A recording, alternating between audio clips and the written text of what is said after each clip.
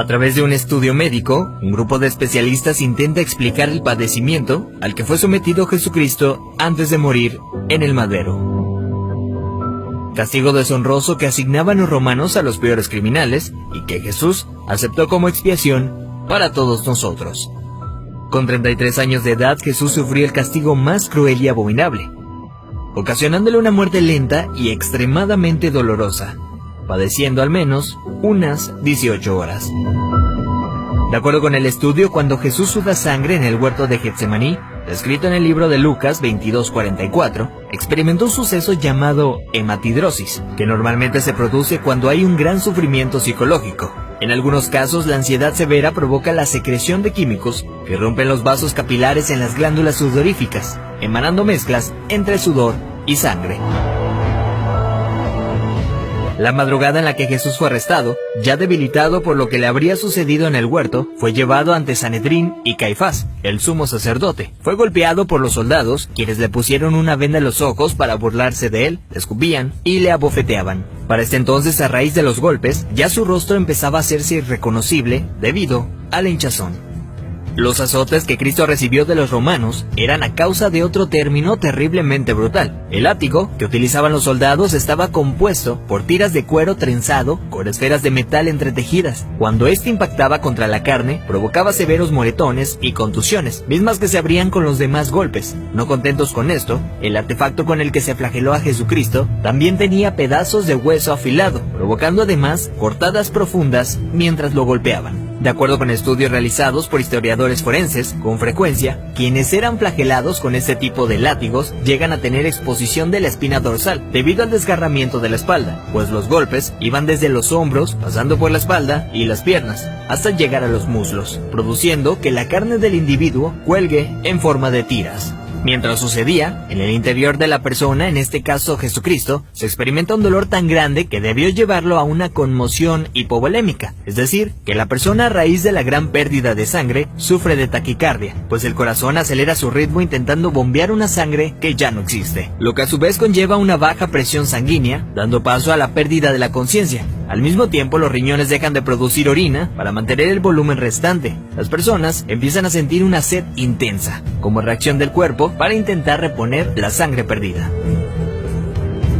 Para ese entonces Jesús estaba tan débil que caminar debió ser extremadamente difícil. Aún así tuvo que cargar el pesado madero de aproximadamente 75 kilogramos hacia el lugar de su ejecución. Durante el trayecto nuestro Señor fue humillado, escupido, despreciado por la multitud hasta que se desplomó. Evento que sirvió para que un soldado romano le diera la orden a Simón que llevara el madero un tiempo por él.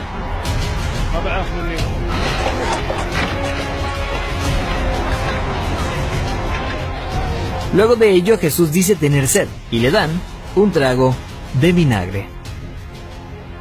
Los criminales condenados a esta pena eran amarrados. No obstante, a Jesús le clavaron de forma horizontal, con las manos abiertas. La viga llamada patíbulum aún no se había unido al madero, colocado de forma vertical permanente. Los clavos que se usaban para este hecho eran de entre 13 a 18 centímetros de largo, afilados en punta, con el objetivo de que éste atravesara el nervio mediano. Al romperse ese tendón y poner las muñecas clavadas, Jesús fue forzado a utilizar todos los músculos de su espalda desgarrada para poder respirar. Ya colgado, casi sin poder respirar, al clavarle los pies en el madero, triturando los nervios de los pies, debió haber sufrido dislocación de los hombros, situación que se confirma en el Salmo 22:14, cuando dice: «Dislocados están todos mis huesos». Lo siguiente es una muerte lenta por asfixia.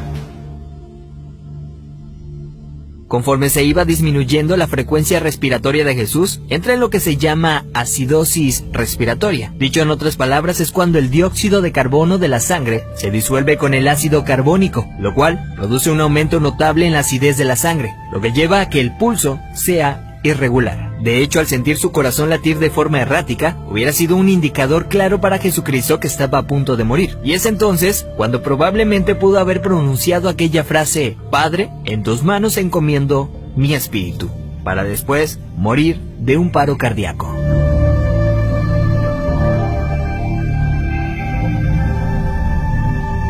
A diferencia de otros crucificados, los huesos de Jesús no fueron quebrados. Esto lo hacían para evitar que las personas que pasaban por esto subieran las piernas hacia arriba y con estas se ayudaran para poder respirar. Así, la muerte era rápida en cuestión de unos minutos. Sin embargo, Jesús no pasó por esto, y se sabe porque en registros romanos, hallados años después, soldados describen el hecho, confirmando lo que ya estaba predicho en el Antiguo Testamento acerca del Mesías, donde se menciona que ningún hueso será quebrado. Salmos 34:20. Según dichos registros, un soldado romano clavó en Jesús una lanza en el costado derecho para confirmar su deceso. La lanza penetró el corazón, por tanto cuando sacó la lanza, del orificio salió un fluido claro como el agua, seguido de un gran volumen de sangre, tal como lo describe el apóstol Juan en su Evangelio, testigo presencial de los hechos.